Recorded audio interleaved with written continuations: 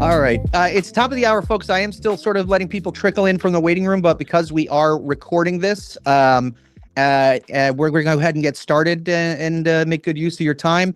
I know some of you who may be joining late will be asking me, and I will be in the chat for you. My name is Joe Amditis. I am Associate Director of the Center for Cooperative Media at Montclair State University, and today we are going to be getting a online demo of Civilio, which is a platform that turns New Jersey public meetings into searchable, verifiable information for reporters and newsrooms and journalists. We're going to hear the way this is going to go is, number one, again, reminder, this is being recorded. You will get the recording and the transcript like we always do for all of our events. We're going to get an online sort of like walkthrough of the platform, what it does, how it works, how you can use it. We also have on the call here representatives from the New Jersey Civic Information Consortium. You guys can wave if you're on camera. Hello, hello. So the team from Civilio here is Kareem and Vaughn, and they're going to walk us through, give us a quick demo, and then we're going to pretty much go right into questions after their demo is done. They understand, they know we want to get to questions. That's where the meat of this tends to be. So if you'll bear with us and you can put your questions in the chat, I will be keeping track of them so that you don't get lost. You'll have the opportunity to ask your question out loud by unmuting when you're asked, or if you'd prefer to stay off mic, I'm happy to read your question from the chat out loud for the folks who are going to be presenting. But we are going to save those questions for the end. You can dump them in the chat while you're waiting, but we will not be answering them until later. So just remember that.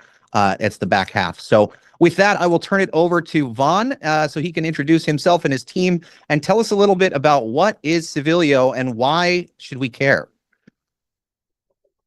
Thank you so much. Thank you all for being here. It's a pleasure to be here with you. I'll start with just a quick little bit of background about us and who we are and why we're here. First and foremost, our team and our group, we're actually a news organization here in Southern California. We have 21 community newspapers that we've had for 30 years in print and digital. News is that's our world. And we're a little bit of a unicorn in that we're also technologists, and we have our sister company that's a technology development company.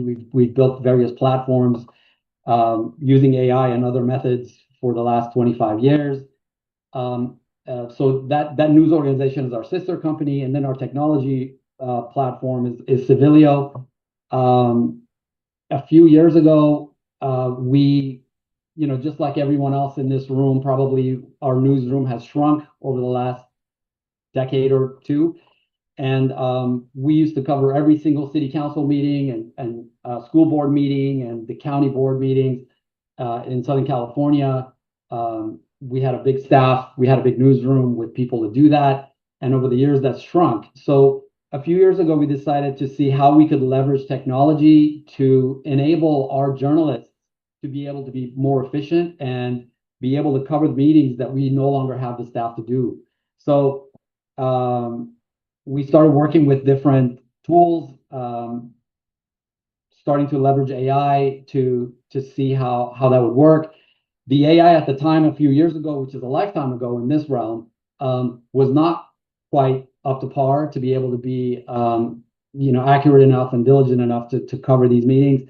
So we started to build our own, develop our own, and over these last few years, we've been able to create something that we feel is extremely robust and accurate. And I'm going to turn it over to Kareem later to have him sort of tell you more about that and how we've reached this. But when we started to build this platform, the question wasn't what can we do with AI? It was what do journalists do? What do we do as journalists? And can we bend AI to do that? And if we can't, we're just not going to do it. So Kareem will speak more on that. But the bottom line is we grab government meetings of any type. Right now, we're covering all municipalities, school boards, and county governments throughout the state of New Jersey. We're wrapping that up, and we're almost at 100% saturation. And then within the coming weeks, we're going to add the state legislature to that. And then once we grab those meetings, we do a lot of extrapolation of data and make that available to you. So Having said that, I'm just going to turn it over to Kareem, and he can actually give you some details and demo the platform for you. And then Thank you. while Kareem talks, Vaughn, we're getting some people saying it's kind of hard to hear you while we're in the background. Can you play around with the Zoom audio isolation, audio options and stuff, and see if there's anything you can use to boost a little bit? But sorry, Kareem, go ahead. I'll remove your spotlight while you figure that out. And Kareem, take it away. Well, the good news is I'm not going to be the one talking. So. All right. Thank you, everyone. Thank you for coming and your time. We really appreciate it. I know I've spoken with you, a couple of you personally, so it's good to see some familiar faces. And we're really excited to share more about the platform and its capabilities and answer any questions that you have. So, basically we capture public government meetings and documents associated with this. There's a lot of challenges in this field, and I'm sure that a number of questions immediately come to mind. And so, we set out, as Vaughn mentioned, to create a platform that upheld the rigorous standards of journalism. And so one of our first initiatives was to make sure that the data quality was high fidelity. And so, we spent months and months sort of fine-tuning the different processes of processing massive amounts of data, video, documents, and creating analyses that are usable by newsrooms. And that, of course, was helped by the fact that we have, we come from newsrooms, we come from research backgrounds. And so, we understand the necessity of having, accuracy. Mistakes in high leverage, high stakes knowledge sectors like journalism can lead to lost jobs or hits to trust, and already, an economy where trust is dwindling. And so we did all this work to improve the fidelity of our data. We also commissioned an independent data scientist from the University of Virginia to benchmark all of our platforms underpinning data pipeline and processes. So they, this included they found 99.7% transcript accuracy, 98.2% diarization, 97% participant identification accuracy, and in over 730 hand-tested statements, they found zero hallucinations. That said, we're very confident with that our platform is accurate, but every single piece of information on our platform is directly linked to raw data. So you're able to, as is the job of journalists, to verify every fact. So to start, I'm going to show you sort of what this looks like in terms of the start. So this is a database, a fully functioning database. So users in New Jersey will have access to all data from New Jersey. We've scraped about 3 months of half of the state, and soon we're going to have those are the municipalities, county governments, school boards that have video. Soon we're going to have minutes for the rest of the state, and so you'll be able to access information for the entire state. We can search a common topic. So, for example, data centers. If you pull that up, you'll see every meeting where this has come, and our search has a penetration into each entry where it's not just telling you, oh, this meeting has some information on this. You'll be able to see every conversation or statement that's connected to this, so you can see who spoke and said what. You can see which agenda item it was connected to, and then also we have a topic analysis, which is a synthesis of all the different places where information might be present, including public comment and the documents. When we go into a meeting, you'll see first you can subscribe, and this is going to give you access to notifications where you're going to receive an email when an agenda pops up. So you'll have like sort of a breakdown of what the agenda looks like, and then also after the meeting, it'll say, "Hey, it's on our platform. You want to check this out." Give you a brief summary of what took place. So if anything piques your interest, you'll be able to connect right in. We also have these handy dandy tutorials throughout the entire platform. So if you're ever lost, you just get your compass. Here is our summary. So this is sort of the basic overview of the meeting. Takes place, everything that happened in this meeting. And here you'll see, as I mentioned, this is how we've actually achieved such high fidelity is we have in-text citations. So every single statement we do respectfully ask is connected to to a moment in the transcript or a document, and you'll be able to verify any information independently by just clicking on it and seeing that it's accurate. We also have these topic analyses, and supporting documents are present. So if you want to see the agenda, you can click on it. It'll show up as a pop-up in the original PDF form, or if it's okay. Well, this is not loading. Let me try a different meeting. This seems to be having an error. We love a live demo, baby. That's every live demo ever. Okay. So here's the agenda, as you'll see, and it has just the resolution that came up there. You have a topic analysis that comes up. And so with these topic analyses, you'll be able to see any conversation. So let's say we want to see this fire department and rescue squad operations. They'll have a summary, key points, and also if there's any information related in the documentation, there wasn't really a extensive agenda, so nothing is coming up in the document analysis, but that will appear here as well. We have an agenda by agenda item. Basically every item on the agenda is mapped out, and you can see here whether it was voted on and passed. So here are all the consent agenda items that obviously passed simultaneously. And then anything that was discussed will also receive a badge here. So you can look into this planning and zoning report, for example. And at the bottom here, you can jump to where in the meeting this planning and zoning report was discussed. Zoning, Councilman Skirts. Yeah, this is obviously, if you're following a specific agenda item, this is a great way to track it. We also have participant analysis, so you can see who spoke, when, how much. So here's the mayor. Mayor's often like the MC of a lot of meetings, so they end up speaking a lot just because they're doing sort of roll call and other procedurals. But here you can see their entire transcript moment. You can see any agenda point that they participated in, and if they voted, their voting record as well. A final area of analysis that we have is financial. So any financial decisions that were made, we've mapped out. And so you can see, okay, well, I was tracking this Medicare Part B premium, reimbursements. And so if that was something you're interested in, you could see that information. And here's the document analysis where you can actually see where in the agenda it was connected, and it will bring you right there to the resolution to reimburse the retirement. And so, this is a 17-page agenda. You might say, okay, well, I can read 17 pages. But as you all know, some of these agendas are 600 pages. We recently saw a 6,000-page Ventura County budget agenda. That was new, but we will map out any connection to any of these topics so that you'll be able to navigate those documents with ease and with speed. And you can imagine if you're looking over one meeting, it's a time savings. If you're looking at 10 meetings, that's a game changer.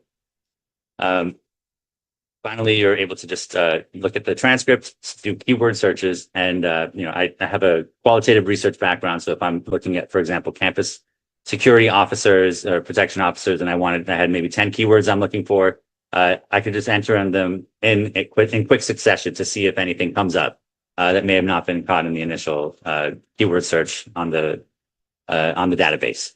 Finally, we have a generation ability, and so we don't auto-publish anything. This tool is for research purposes and also to create a first draft if you're interested. So you can draft an article here. You can give it some style instructions. We're actually going to change the appearance of this, so this will be an option, not going to be right in your face. But you could say AP style, and I want 300 words. And then you could go in and select specific issues that you want discussed. So let's say you were interested in, this is a lot. Okay. Summer recreation program and community event. So you could generate this report and it's generating right now. I'm going to show you where those reports are housed. And so up here, you can see the reports, all the reports that you generated. And so I'll just go to a recent one to show you what this looks like. You'll receive this sort of presentation. It's a fully editable document. You can edit in here, we're actually adding in a layer of citations. So you'll be able to, all the citations will be presented to you, and you can basically verify that they are accurate. So that you don't, we're just going to basically simplify the process of making sure that in the transition from our data, which is, highly monitored against hallucinations, to this article generation, that there's no, mistake that was made, hallucinations haven't been introduced, and you'll still be able to verify every single time. And that should be, what is it on? It's Friday. We're going to have that. We're going to have the first version of that. And so in short order, that will be done. So this is sort of the article generation aspect of it. And you can see here, you're able to download. You can also publish it. We're going to have some other nifty tools like, introducing a web search for specific things. If maybe you want to do a little background, so you don't have to open up, 50 tabs in order to do that. Two other upcoming features that are currently in development, we're going to have in a few weeks to a few months. First is our video technology. And so we've basically adapted this information we have and this video that, these videos that we have, to an automated video generator. So you can take a story, and let's say this is for one of our clients in Georgia. You're interested in this resolution to accept FIFA World Cup sub-recipient grant. So every topic, every vote that comes up in a meeting will have this type of treatment. You click it, and I kid you not, in under 10 seconds, you're going to have a custom-made video that this is a risk I'm taking in a live demo, Joe. That that you're going to have a custom video. Here we go. Under 10 seconds. Did I make the cut? Almost. Okay. That you're basically going to have for this specific item. Let's say you're publishing a story on it digitally, or you have social media that you'd like to have something. And so it has intro cards explaining the issue, and then it has a sound bite that's generated from the County Commission authorizing the acceptance of a FIFA World Cup sub-recipient grant. And if you want a different clip, you can replace the clip. It'll pull up all the ones, all the clips that are available, and you'll be able to, sort of select that. For editing, we've made the simplest editor in the world. There's title cards. You just edit text, colors, background image if you want, duration, videos. This is my favorite feature.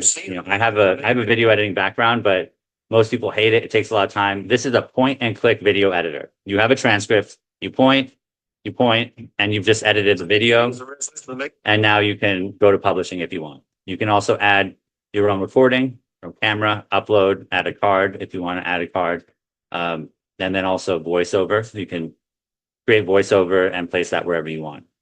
You can also have George, our British AI narrator, narrate your voiceover if you'd like. Finally, once you're done with that, you can publish to all of the different locations where videos are published to.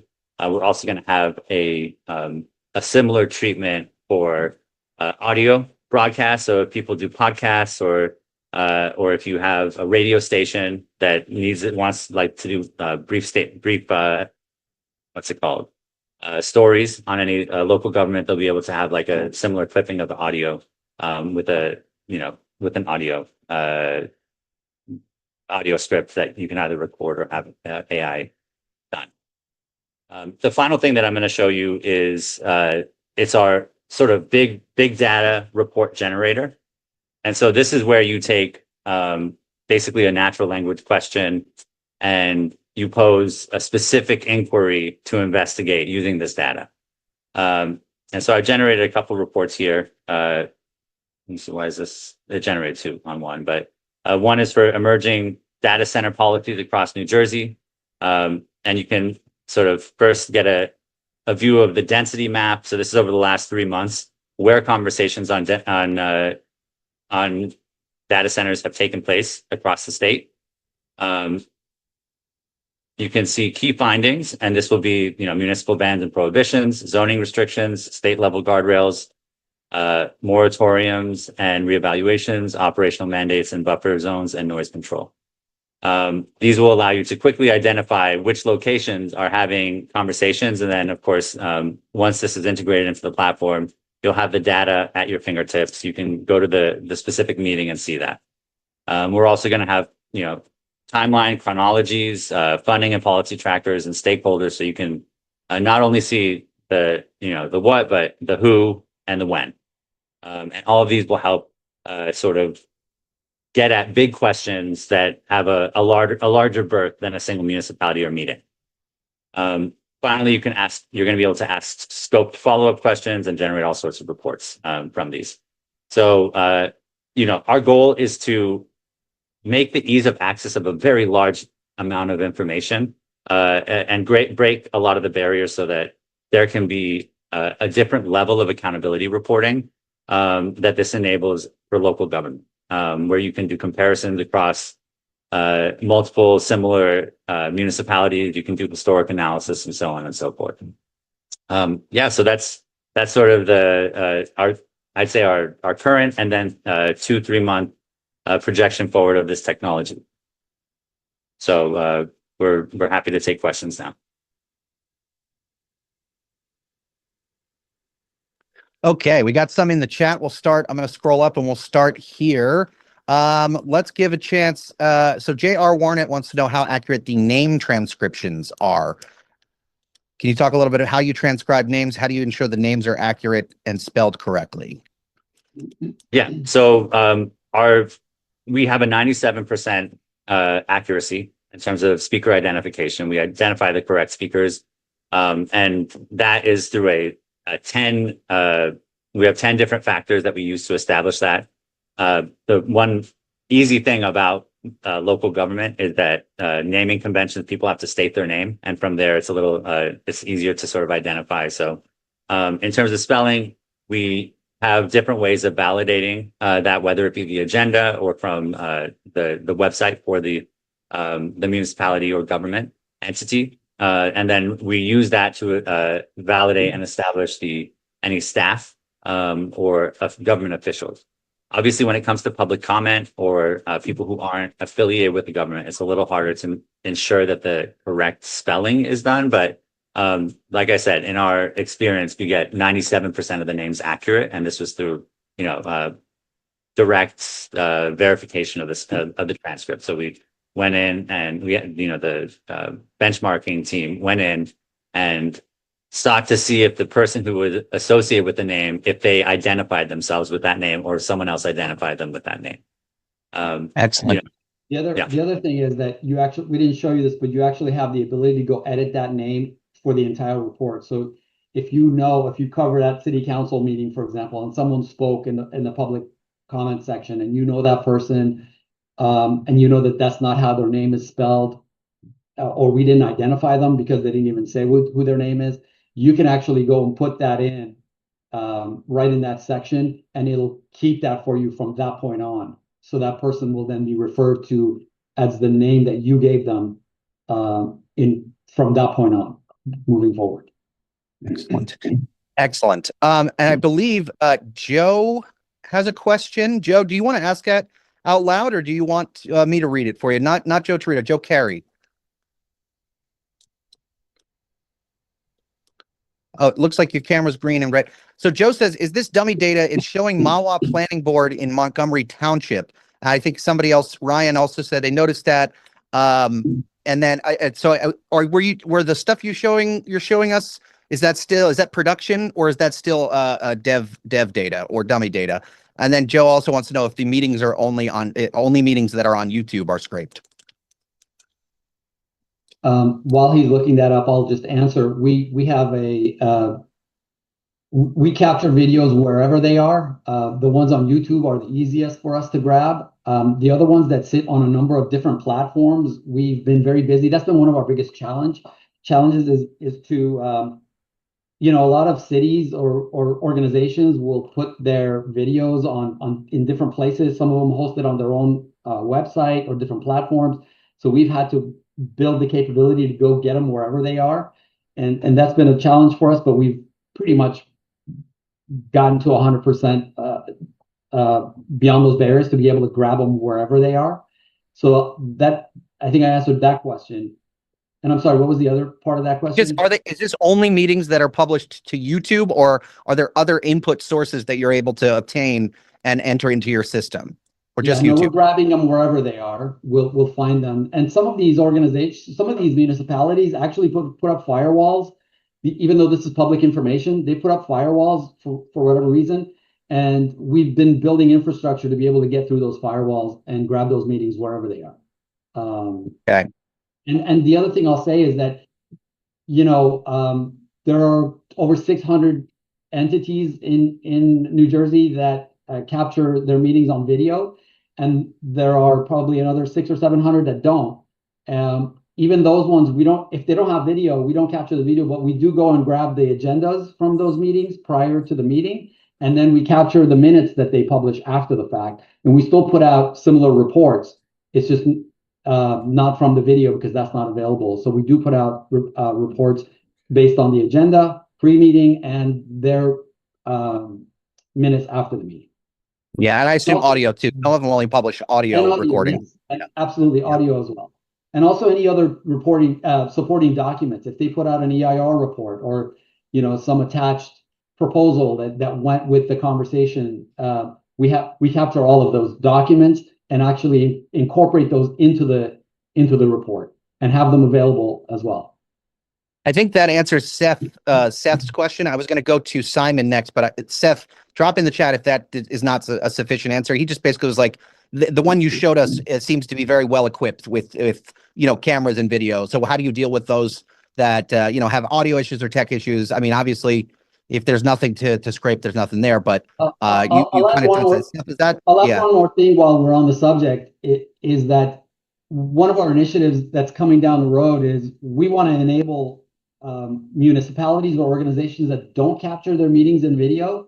We're actually launching a sister organization of ours, a nonprofit, to raise funds and actually empower those communities. They can apply for a kit that we'll give them with cameras and mics, and to enable them to be able to capture their meetings and get them on the platform. We got to get one of those over to your house so we can get your audio working better one day.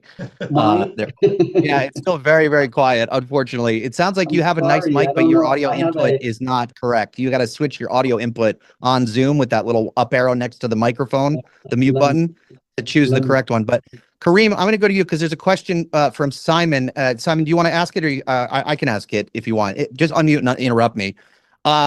But Simon says, can you export the video files or meeting notes without connecting those platforms to Civilio? Is there an API that you guys provide that would allow folks to, use your services over that API on their own platforms? Is that something you have planned? Is that available now? It's not available now, and it is planned. In terms of the videos, that's a prototype, so that's not currently on the platform. And same with the reports, not the article generation, but the big data, intelligence reports that I showed as the last feature that is currently in development. And so I don't know, we can't say for certain, but 3 to 6 months we'll probably have API functionality. We still have to work it out, but that is on our roadmap. Okay. Also from Simon, I'll just lump this one in here too. Can you talk about if there's any ongoing human maintenance or testing of the accuracy benchmarks that you guys have? How often do you refresh those benchmarks? How many real people are involved in sort of maintaining and ensure that there's no drift, so to speak, and et cetera? Well, I mean, I think, we have, for us, since this is our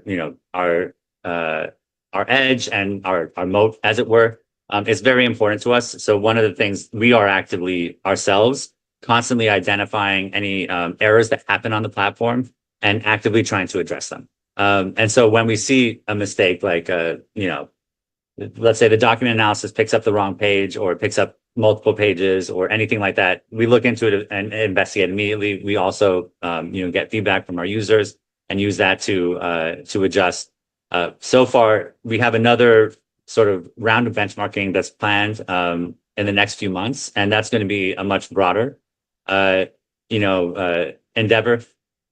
I would say one of the, we're a startup, we have a small team, and so we are all doing everything at once, and so we are doing our best to maintain these things, and we are actively constantly trying to improve upon the technology. And so when we do see errors, we address them.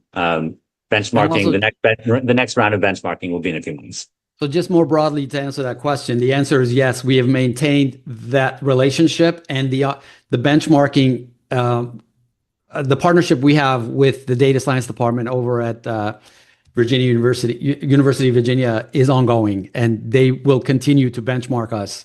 And that's an independent. Mic is fixed. Yeah, The mic is fixed. yeah. Thank you. Thank you. That's switched. great. Excellent. Yeah, thank you. So anyway, so the answer is yes. The benchmarking process and partnership that we have with the University of Virginia is continuing, and we continually do that. Excellent. I'm going to group a couple questions here, and then I do want to also, I feel like I realized we jumped into me reading them out the chat, but I do want to make sure people know, use the raised hand feature at the bottom if you want to ask your question out loud. But I'm going to group a couple.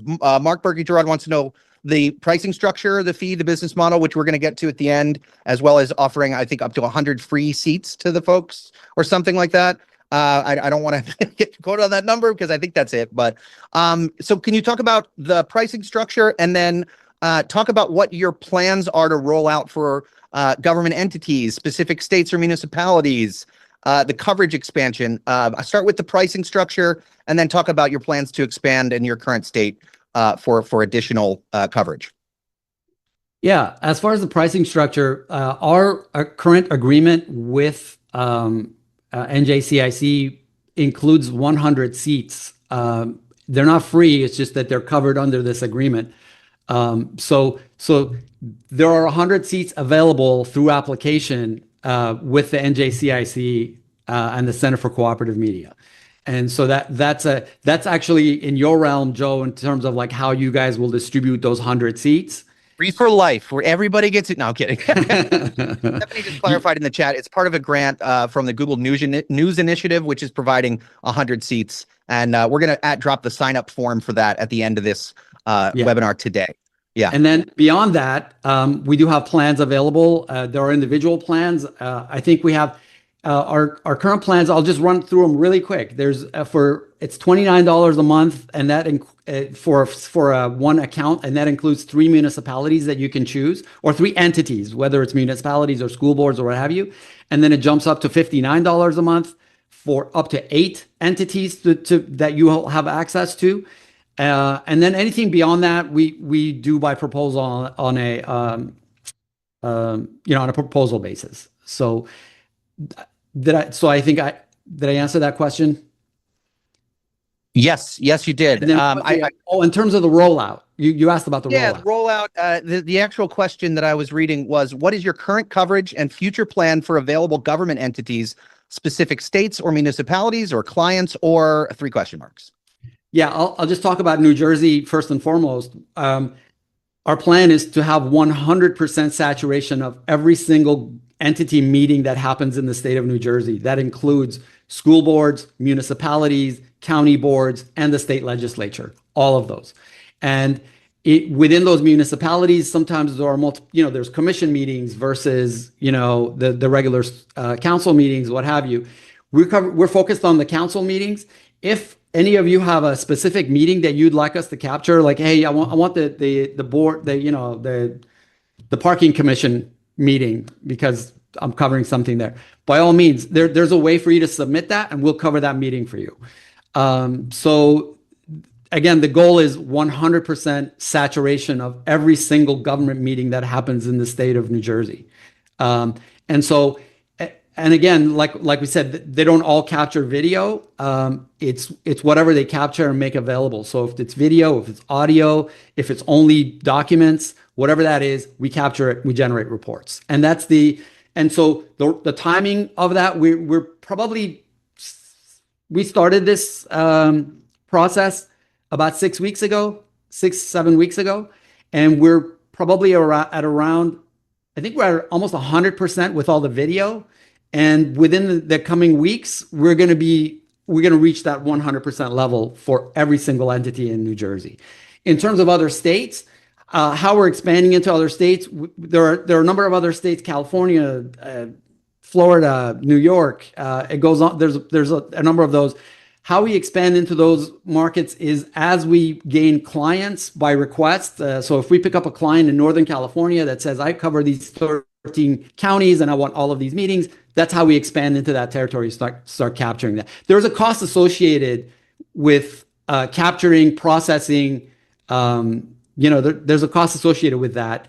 And as Kareem mentioned, we're a startup, so we expand into territories as we pick up clients. But if there's any area that you want to cover, like if you're a news organization that has resources or assets in other states, by all means, reach out. We're happy to accommodate.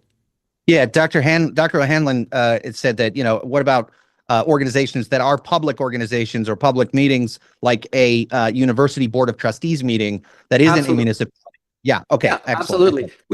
We have a number of those right now that we capture that are not specifically and technology can be applied to any meeting of any kind of entity. Right. Yeah. And I just want to direct people's attention to Stephanie's messages in the chat. I'm going to read them because, not everybody is able to look at the chat. But so as part of that, I mentioned the Google News Initiative grant, the 100 seats. It's going to be a 6-month test period. We're dropping the link at the end of this, the form to sign up. But there is two catches. One, you need to actually use it. And two, you have to talk to our former research director and colleague, Sarah Stonbly, about how you're using it so that we can help figure out whether or not this is something that we think is useful and that we may want to continue, supporting or working in the future. So use it and tell Sarah Stonbly how you're using it. If you agree to those two things, you are eligible for a seat that is subsidized by the Google News Initiative. And Stephanie just dropped the form in the chat. Yay, Mark. I see a question, Mark Pfeiffer. Mark, you are up. Yeah, Wait, thanks. I did have one thing to add to Vaughn's. So we also can capture archives. So our current data capture includes 3 months. But if you are working on a specific story where you want to review 5 years of a specific municipality or county, you can contact us and we can arrange something to capture that, to scrape that data and allow you access to that entire history. A great example of that is the MVC board, for example, commission. If you wanted to see what's going on with this current story about the voter registration, if those meetings are captured and you wanted to see the history of those meetings going back to 2023 or 22, we can absolutely do that. So yes. And one more caveat: these are for New Jersey journalists and media makers, not members of the general public yet. So the ones that we're providing are strictly for members of the New Jersey press and media makers as well. Mark Pfeiffer, you're come on out. Thank you, Joe. I just want to, because my world here is interface between media and government agencies, and I think the technology is really awesome. It's very impressive and clearly world shaking when it comes to how local reporting is done and the potential to improve it. One of the things I want to point out is that I don't think, and from a demo I previously did, that the app is going to be able to provide nuance on how some things work unless it's actually discussed at the meeting. For example, one of the stories about a temporary budget, that one of the things that you highlighted in the demo, I saw there was reporting on a temporary budget done by a municipality. Unless it's discussed at the meeting, the reason why a temporary budget is being done and its context to the formal budget that will ultimately be adopted, it's not going to give the reader that important context. And I think that's highlights why it's important for our reporters to do training on and understand how government budget works and being able to review those stories to be able to go in and get that additional nuance into a story. Because otherwise, you're just going to be, here's just what was discussed at the meeting and without nuance. I'm hoping that's a redundant comment for the editors and reporters who are on this, but I just couldn't walk away without highlighting that particular thing because it's not going to get some really important stuff. And thus the need for reporters, trained reporters, to be able to look at the material and do that work. That's absolutely. You know, Mark, thank you so much for making that point. You absolutely nailed it. I just want to preface, we started with this by saying we're first and foremost, we ourselves are a news organization, and we care deeply about accuracy, about depth, about what our journalists have done for 100 years, and so we've built mechanisms in the platform. I think Kareem mentioned it, that in that when you saw that the draft that was generated, one of the requirements that we're building on top of that is that a human needs to go and look at every one of those and actually sign off on them, like approve. I was surprised you didn't know that, because that was what hooked me when you first showed me that. I was like, I've seen a million of these style tech overviews, and not one had incorporated that like basically publication gate. That goes so live. That literally goes live next week. That literally goes live. Okay, so it wasn't okay. Fair enough. So what you generated a draft article, it has these. You can actually edit it in there yourself, and then you have to actually, a human journalist has to go and say approve on every item that's in there before we allow that to be exported. So you can't even export that unless a human journalist has gone in and done their job to verify all of that. Number one. Number two, to Mark's point, in terms of nuances and background, again, absolutely, we are not by any means replacing the responsibilities or duties of a journalist. All we're here to do is to make this more convenient for journalism to happen.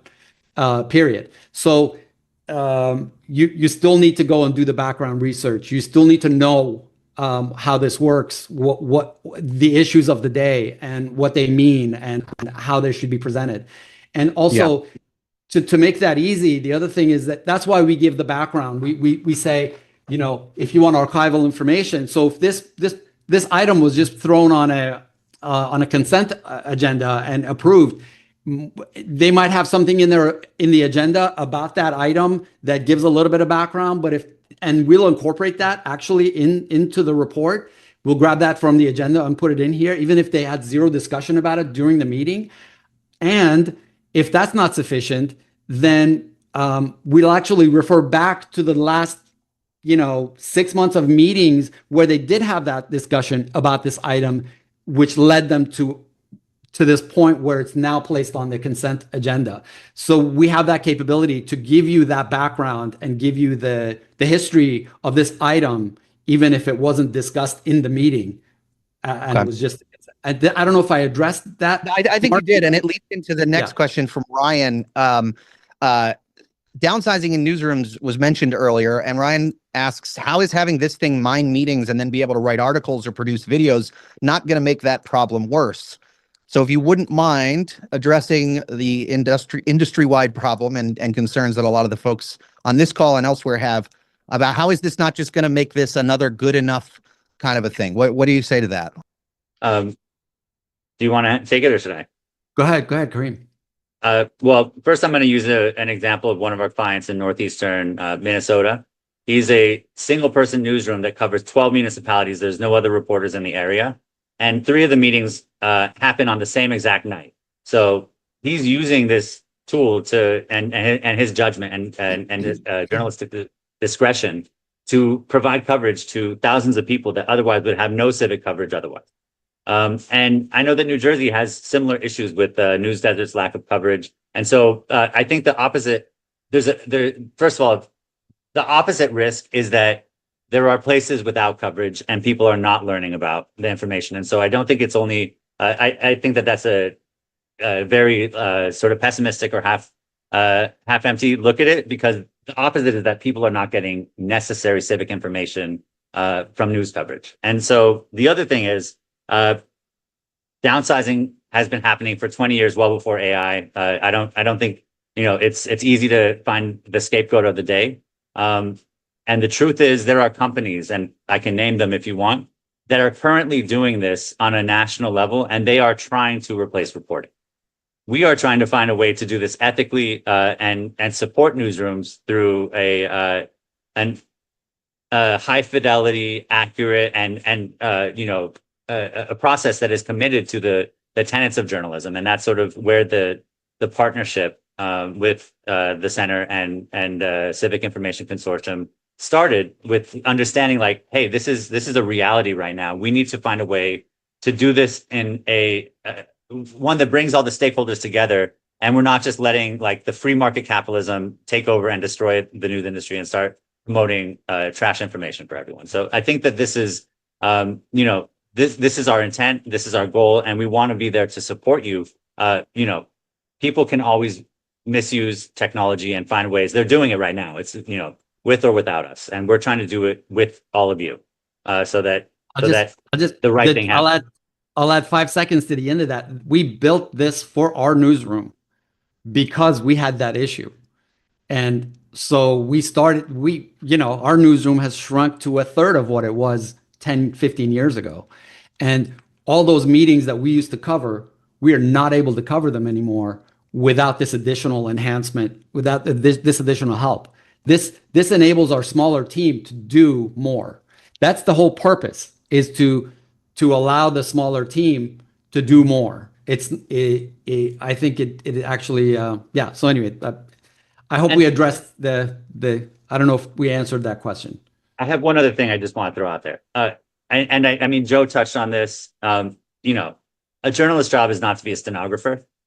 And so, there is so much reporting that has to go on. And Mark also mentioned this, that, if all that's happening is a retelling of word for word what is happening at a city council meeting, then something is failed for the people in that, in that area. And so we're trying to give you tools to engage in a deeper level of background research much quicker and at a rate that was frankly impossible before.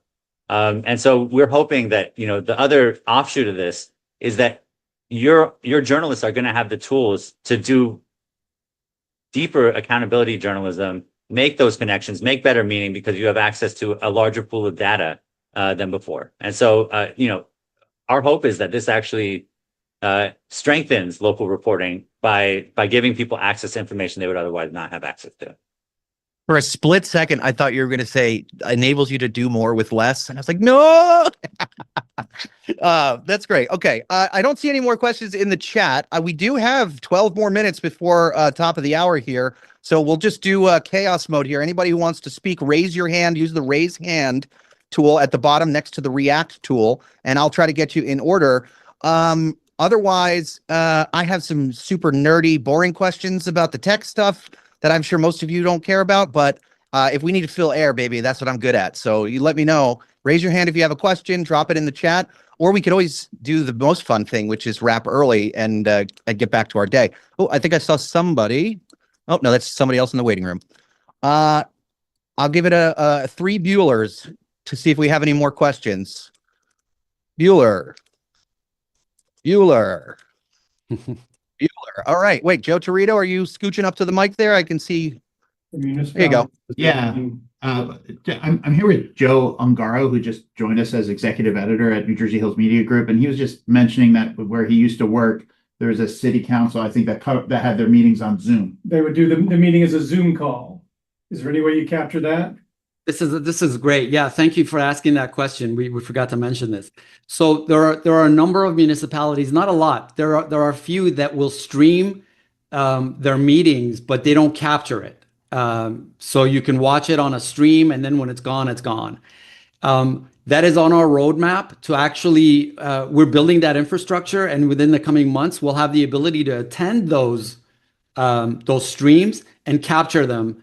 And then make those available. So that's a different type of technology. Like, it's one thing to grab a recording. It's a whole other thing to grab a stream. So we're building that, and we are going to have that available in the coming months.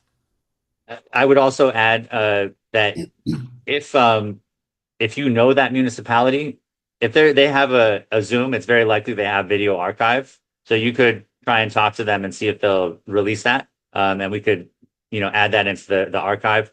But this is about 10% of all municipalities only stream. And so when it comes to that, we'll definitely add that in a future iteration. And again, thanks for asking that question. There's another item that we forgot to mention, is that you can actually import your own meetings. So if you attended a meeting and you recorded that on your phone, you can absolutely upload that into the platform, and we'll do the same level of analysis for you of your own, of that meeting, and make that and generate the reporting for that. And even if you have supporting documents, let's say that it was a private meeting and you recorded it and you have documents that were handed out at that meeting, but it doesn't exist anywhere else, you can upload those documents and that video, and we'll do a full analysis of that for you and generate the similar type of reporting. Excellent. Torito, you good? I think so. Yeah. All right. Thank you. Awesome. My last plea to you would be to please work on that API. I feel like the applications for this kind of a tool would be exponentially wider and more individualized if there were an endpoint that folks could connect to. Personally, I know that that's the route I would go. Yeah, absolutely. Okay. That is on our roadmap, and it's coming. Max Resnick, I saw you turn on your video. Did you have a question, Max? Or no? Did I just, you look like you're on a train. I'm on the train. It's good to see everybody though. Okay. All right. Last call. I'm going to go ahead and remove these spotlights so I can see everybody's gallery here. Last call. Seeing none. Okay. So here's how it's going to go. This was one thing that I want to say ahead. though. If anyone wants to have a personalized conversation and has, would prefer to have direct conversations with us about the platform, feel free to schedule a meeting, and we'll be happy to, sort of walk you through and answer any questions that you have directly. Awesome. Yeah. And so as you Can I all, say one more thing also? recording this, so you'll get oh, sorry. Go ahead, Vaughn. I'm just going to I was shut up. just gonna say there are 100 seats that I understand that you guys are going to have an application process for those free seats. And then beyond that, if there's an organization you need more than whatever is allocated through this process, again, by all means, reach out to us. And for members of New Jersey Media, we have special arrangements that we can make for additional seats. So excellent. Real quick, we're slipping one in. Have you found that there's an appetite for local government to use this service at all?